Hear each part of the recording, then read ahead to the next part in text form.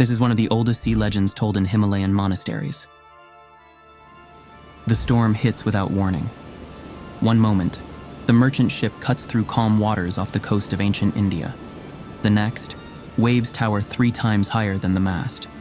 The crew scrambles, ropes snap, the rudder breaks. Water pours into the hull faster than they can bail it out. The captain knows they're going to die. Then, someone hears it. A voice, female, cutting through the wind and rain like a blade through silk. Move! Now! The sailors don't question it. They lunge for the one lifeboat they have left. The moment the last man climbs in, the ship splits in half and sinks. Above them, hovering just over the waves, a figure bathed in green light, 1 foot forward, right hand raised, eyes locked on theirs. She doesn't smile, she doesn't speak again. She just holds them there, suspended between the storm and the deep, until dawn breaks and a fishing boat finds them. Hello, it's Matt. Welcome to Buddha's Wisdom. And today we're talking about Tara, the Buddhist goddess who doesn't wait for you to finish praying before she saves your life. Now, strictly speaking, in Tibetan Buddhism, she's seen as a fully enlightened Buddha, not a goddess in the Greek mythology sense. But goddess captures how people actually experience her: fast, fierce, and protective. This is her story. Trust me, it's nothing like what you think Buddhism is supposed to be.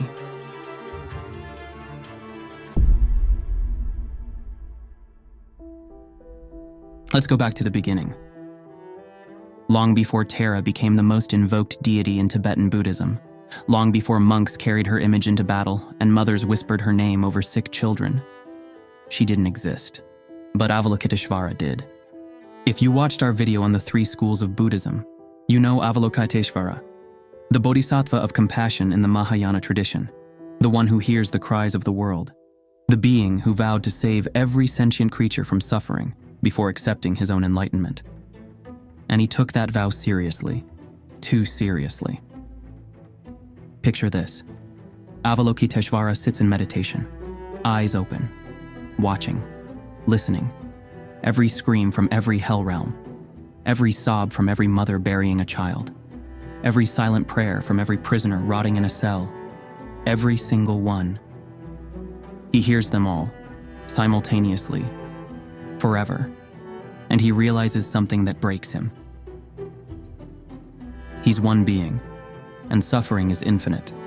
No matter how hard he works, no matter how many lifetimes he dedicates to this, there will always be more pain, more fear, more death, more beings drowning in the ocean of samsara while he frantically tries to bail them out, 1 cup at a time.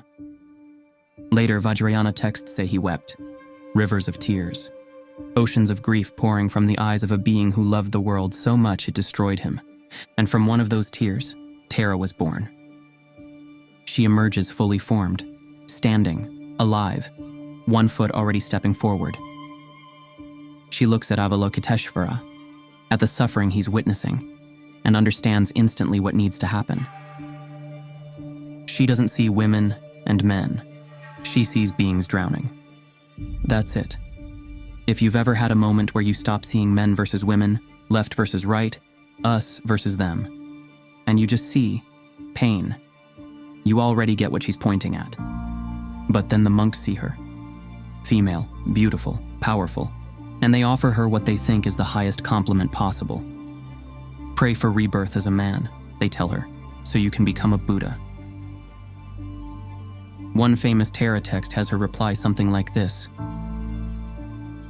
Here, there is no man, there is no woman, no self, no person, and no consciousness. Calling this world male or female has no ultimate meaning. Yet fools remain deluded by these empty designations. Read that again. Gender is empty. Enlightenment doesn't have a sex. And she refuses to play by rules that were made up by people who didn't understand emptiness in the first place. Then she makes her vow. There are many who desire enlightenment in a man's body, but none who work for the benefit of sentient beings in the body of a woman. Therefore, until samsara is emptied, I shall work for the benefit of sentient beings in a female form. She's declaring that she will stay female, specifically because nobody else will, because the work of salvation needs a woman's face, a woman's voice, a woman's hands. Avalokiteshvara stops weeping because he realizes he's not alone anymore. She doesn't just share his compassion, she matches it with something he never quite mastered: speed.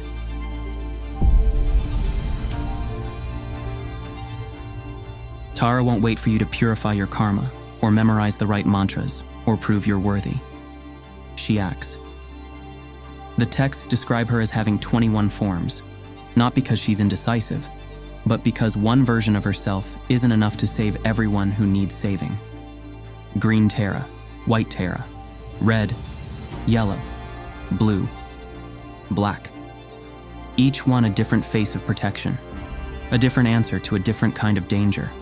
There are full liturgies that go into all 21, but for this video, I want to give you the ones you'll actually remember when life hits hard. Listen to this story.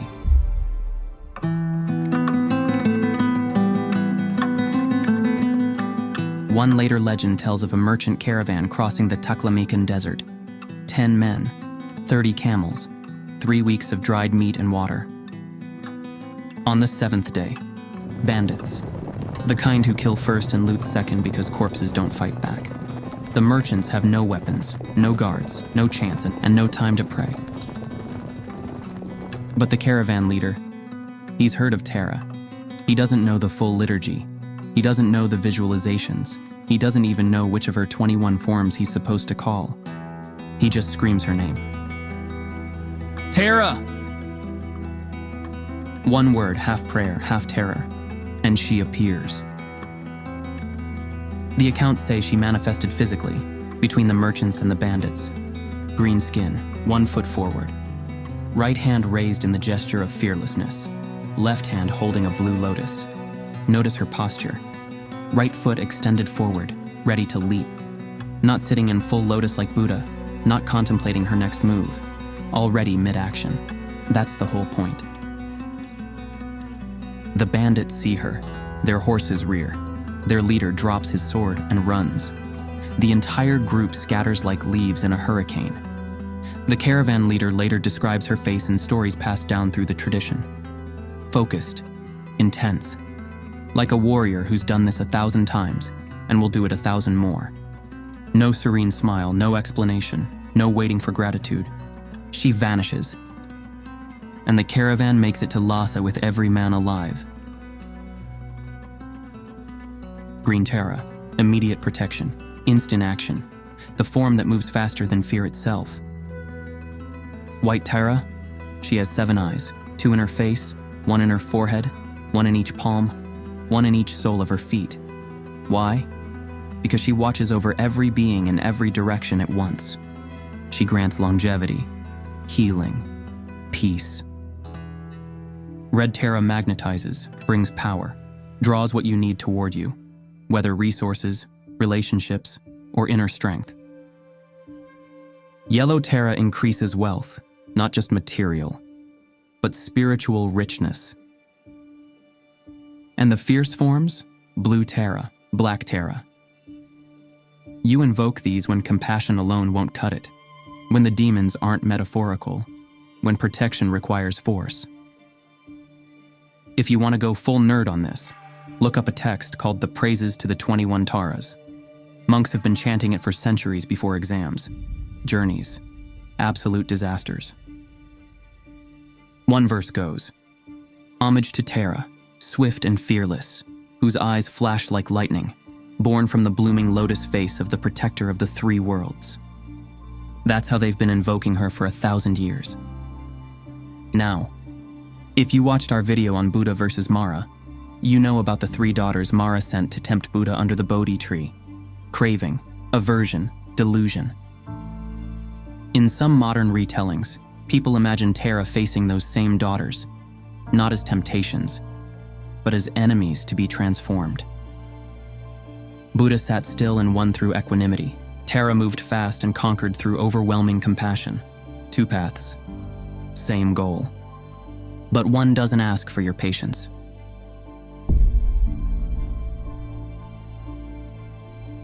So what makes Tara unique? Buddhism has Avalokiteshvara, Manjushri, Vajrapani, powerful male bodhisattvas who also protect and save beings. Why does she matter? 4 reasons. First, she chose to stay female, permanently, defiantly. Compare that to Kuan Yin, who in Chinese Buddhism is often depicted as female, but in earlier Indian forms was male. Kuan Yin's gender is fluid. Tara's is fixed, and that matters, because it means little girls in Tibet and Nepal and Mongolia grow up seeing a female face of enlightenment, not a consort, not a supporter, a goddess who outpaces the Buddha himself. Second, they call her the mother of all Buddhas, not because she literally gave birth to them, but because she gives birth to the wisdom that creates Buddhas. Active compassion, generating enlightenment. She doesn't just protect beings on their path, she creates the conditions for awakening itself. Third, she's accessible. You don't need tantric initiation to call on her.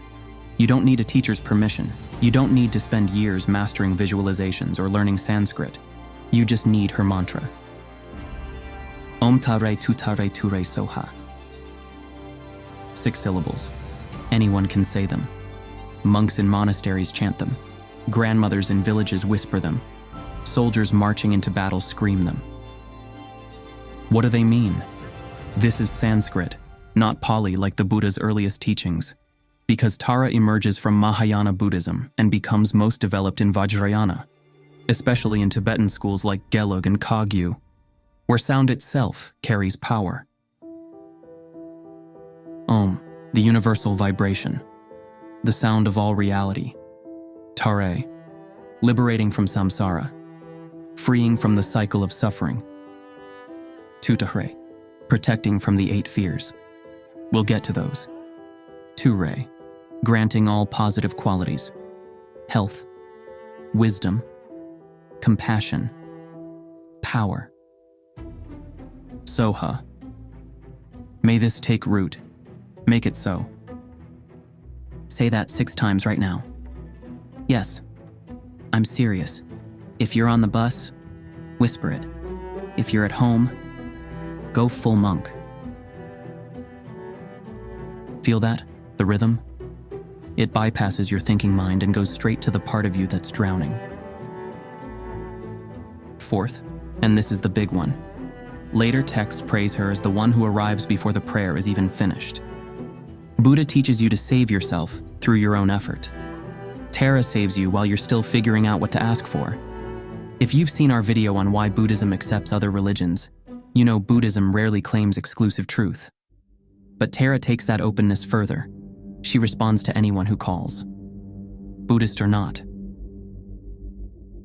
Tibetan monks carry her image into battle, not Buddha's, not Avalokiteshvara's. Hers. Because when arrows are flying and swords are swinging, you don't have time to meditate on emptiness. You need someone who moves faster than death, and Tara does.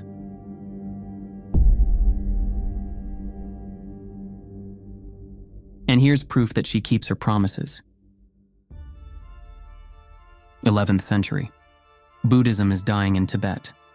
Political chaos, religious persecution, monasteries burning, lineages broken. The teachings that had flourished for 200 years are disappearing faster than scribes can copy them. The Tibetan kings send a desperate plea to India. Send us Atisha.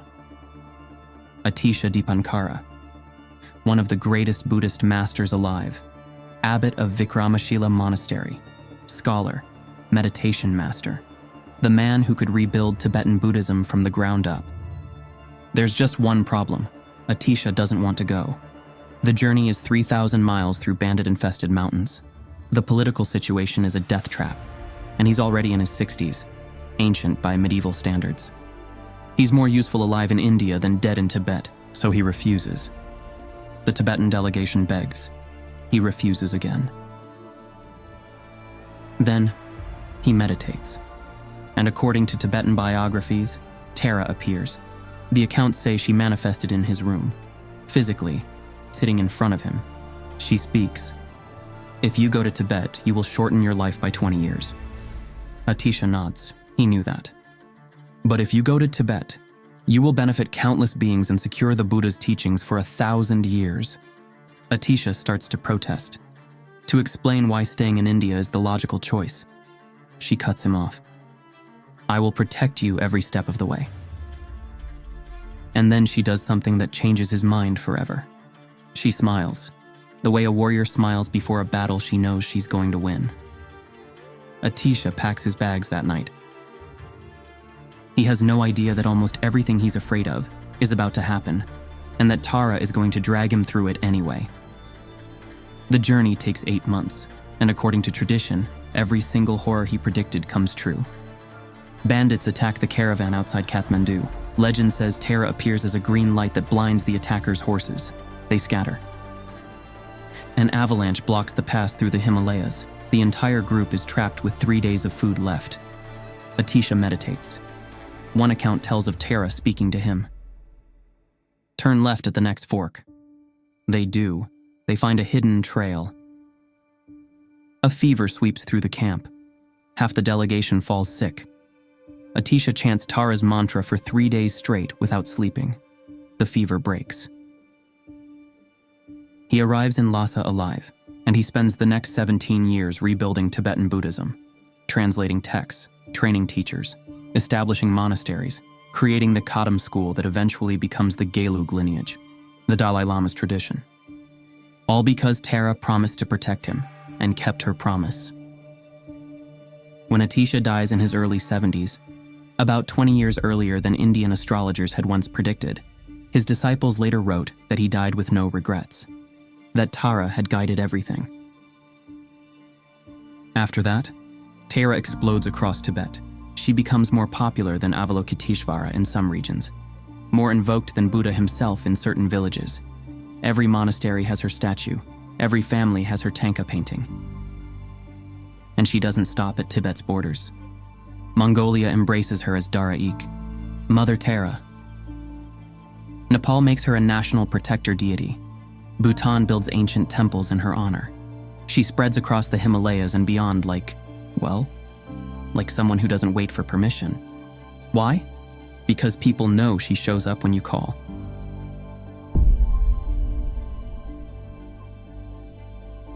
All right, let's get practical. Because Tara isn't just ancient mythology, millions of people invoke her right now. Today, facing real danger. The texts describe 8 specific fears she protects against. Lions, elephants, fire, snakes, thieves, imprisonment, floods, demons. Sounds medieval, right? Like something that only mattered when people actually encountered wild animals and highway robbers. Except, on one level they're very literal, but on another, they're psychological archetypes, forces that are more relevant now than ever.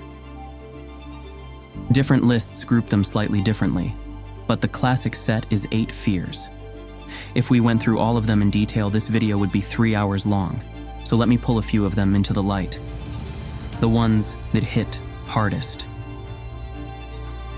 Lions represent pride, the ego that roars at everyone around you, the part of you that needs to dominate every conversation, win every argument, prove you're superior. You know that feeling, when someone criticizes you at work and your entire nervous system goes into attack mode. When you can't let go of being right. When losing face feels like death itself. The lion doesn't kill you quickly. It mauls your relationships one argument at a time. Elephants represent ignorance, willful blindness, the kind where you keep making the same mistakes because you refuse to see the pattern. Staying in the toxic relationship because admitting it's toxic means admitting you wasted 5 years. Refusing to acknowledge your drinking problem because sobriety sounds harder than denial. The elephant tramples you slowly, and you let it, because looking at the damage means facing yourself. Fire is anger, specifically the kind that burns everything down, including you. Rage that destroys your career because you couldn't control your mouth in a meeting. Fury that ends your marriage because you said something unforgivable in a fight. Wrath that isolates you from everyone who ever cared because you'd rather be right than connected. You feel justified while the flames consume your life. Thieves are wrong views, the beliefs that rob you of agency. I'm not good enough. Nothing ever works out for me. People can't be trusted. The world is fundamentally unfair. These thoughts don't announce themselves as lies. They whisper with your own voice, stealing your hope, your clarity, your capacity to act. Demons are doubt, paralyzing uncertainty, the voice that says you're a fraud, the fear that you'll be exposed, the conviction that disaster is inevitable and your efforts are pointless, the demon that whispers, "Why bother until you stop trying?" If you recognized yourself in more than one of these, welcome to being human. Now, I heard this story at a teaching in New York. A Tibetan nurse working in emergency medicine stood up and shared what happened one night. She was in the ambulance with a child in cardiac arrest, 7 years old, hit by a car, fading fast. The paramedics were doing everything right, but she could see it in their eyes. They were losing him, and she realized she was about to watch a child die. Again, like she had 3 times in the past year working emergency pediatrics. The doubt demon started whispering, "You chose the wrong career. You're not strong enough for this. You're going to break." She didn't have time to meditate, didn't have space to process, couldn't fall apart. So she whispered the mantra under her breath while holding the boy's hand. Om Tare Ture Soha. 6 times, then 12. Then she lost count. She doesn't claim Tara caused the recovery. The paramedics did their job. The hospital team did theirs. The child survived because of medical intervention. But she says the mantra kept her from drowning, gave her something to hold on to while chaos swirled around her. And when they wheeled the child into surgery, alive, stable, fighting, she went to the hospital bathroom and wept. Not because she's weak, because she's human. And humans crack around the edges when they care this much. Green light, 1 foot forward, right hand raised. Tara doesn't remove fear through philosophy. She inserts herself in that tiny gap between impulse and action, a force that interrupts the pattern before it consumes you completely. You call her name, and something shifts. The rage cools just enough for you to walk away from the fight. The doubt quiets just enough for you to take 1 step forward. The fear loosens just enough for you to keep breathing. She doesn't promise enlightenment. She promises you'll survive long enough to keep trying. And sometimes, that's all you need.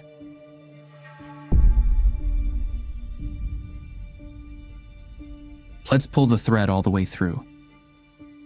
If you watched our video on Buddha's wife, you know about Yasodhara, the woman who challenged Buddhist assumptions from the inside, the wife who became an arhat and proved women could reach enlightenment. Tara challenged from the outside, no asking permission, no waiting for institutional approval, no negotiating with the monks who told her to reincarnate as male. She simply acted. And in doing so, she created a template for compassion that Buddhism desperately needed. Because the truth the tradition doesn't always admit. Buddha's path is slow, deliberate, contemplative. You sit, you observe, you detach. You gradually erode the fetters binding you to samsara until, after lifetimes of practice, you're free. Beautiful. But what do you do when the ship is sinking right now? What do you do when the bandits are coming and you don't have 8 lifetimes to achieve equanimity? What do you do when your child is sick, your mind is breaking, your world is on fire, and meditation feels like bringing a candle to a wildfire? You call Tara, and she doesn't judge you for not being enlightened yet, doesn't lecture you about accepting suffering as karma from past lives, doesn't remind you that attachment is the root of pain. She shows up, green light over the waves, 1 foot forward, right hand raised. Move, now! I'm not saying Tara replaces the Buddhist path. If you've watched our video on what is enlightenment, you know the Buddha's teachings on the 4 noble truths, the Eightfold Path, the nature of suffering. Those are foundational, essential. But Tara adds something the path sometimes forgets. Compassion isn't just about understanding suffering, it's about ending it. Fast. And today, she's having a renaissance. Western Buddhist practitioners, especially women, have embraced her as proof that Buddhism always had space for female power. Not as an afterthought, not as a concession, as a founding principle. They see in her what those ancient monks couldn't, that gender was never the point. That enlightenment wears whatever face it needs to save whoever needs saving. So here's what I want you to try. You don't have to be Buddhist to call on her. You don't have to believe she literally manifests in green light. You don't have to memorize prayers or buy statues or convert to Tibetan Buddhism. You just have to be drowning. And when you are, when the 8 fears are circling and you can't see the shore, try this. Close your eyes, picture green light, and say her name. Om Tare Tutare Ture Soha. Maybe nothing happens. Maybe it's just your brain creating a psychological anchor, a handhold in the middle of the mental avalanche. Or maybe, just maybe, she's already moving toward you before you even finished asking. That merchant ship we started with, the one in the storm, the sailors survived. They made it to shore. And according to the legends, every single one of them built a shrine to Tara in their home. Not because they converted to Buddhist philosophy, because they knew. When death was certain and hope was gone, someone answered. A woman who didn't wait for permission to save them. Tara, Buddhism's most powerful goddess, and the protector who's been waiting for you to call her name. If you want to learn more about the women who shaped Buddhism, check out our video on Buddha's wife. If you want to understand the Mahayana tradition where Tara emerged, we've got a deep dive on the 3 schools of Buddhism. And if you're curious about how Buddhism spread peacefully across Asia, watch our video on how Buddhism conquered without violence. Hit subscribe, drop a comment about what you want to see next. And remember, when you need protection, you don't have to face it alone. Thanks for watching.